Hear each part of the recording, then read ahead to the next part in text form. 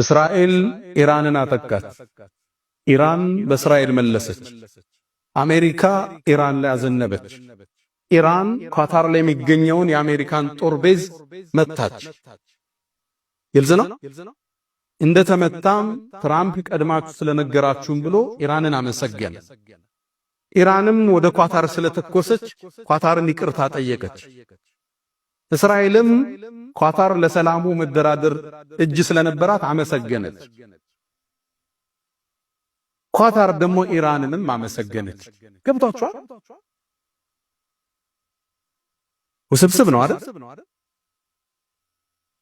የፖለቲካን ቁማር እንኳን መረዳት አለ። እንኳን የአርራህማንን ጥልቅ ጥበብ የሰረገ ዕውቀት የፍጥረት ዓለሙ ንጉስ ካልነበርንበት ያስገኘን ሁወ ሙብዲኡል ሙዒድ ነው የሚለው እዚህ ሱራ ላይ የነገራቶች ፈጣሪ እሱ ነው። ካልነበረበት ሙብዲኡል ሙዒድ የሚመልሰው እሱ የፈጠረን እሱ ነው። ሙተን ይመልሰናል። ቀን ይጓዛል፣ ነገ አዲስ ቀን ያመጣል፣ ይመልሰዋል። ቅጠሎች ይደርቃሉ፣ ክረምት ላይ እንደገና ይቀሰቅሳቸዋል።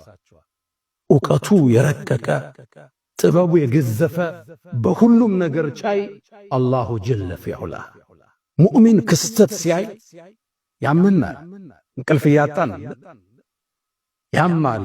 ያ ረብ ለምን ነው የሆነ እኮ እንላለን። ግን ደግሞ በረቀቀ ዕውቀቱ ስር በጥልቅ እይታው ስር እንዳለ ደግሞ እናመን። ወይ አጉድለን እየቆነጠጠን ነው፣ አሊያም ሊያበረታን ሊያጠነክረን ነው፣ ሊያንጸል ሊቀሰቅሰን አስቧል። እሱ የሩቅ ምስጢር አዋቂ በድቅድቅ ጨለማ ውስጥ ጥቁሯን ጩጫን ስትራመድ የሚያይ ወላሁ የራ ደቢበ ነምላ ፊለይለት ዘልማ ድቅድቅ ባለ ጨለማ ውስጥ በወንዝ ጥቁር ድንጋይ የምትራመድን ጩጫን የሚያይ አርራህማን። ክስተት ስናይ ከእውቀታችን በላይ የፖለቲካው መወሳሰብ የነገራቶቹ አካሄድ አይገባንም። ይበገባል ልክ እንተነትናለን። ያልገባንን ለአርራህማን እንሰጣለን፣ ዱዓ እናረጋለን። ጌታዬ በጥልቅ ዕውቀት እየታየ መሆኑን እናምናለን። ሰሃቦችም የወሰዱት ይሄን ነው። ቢላል ሲገረፍ ከባብ ጎዳና ላይ ሲረገጥ ይሄን ታሪክ መዘዘላችሁ።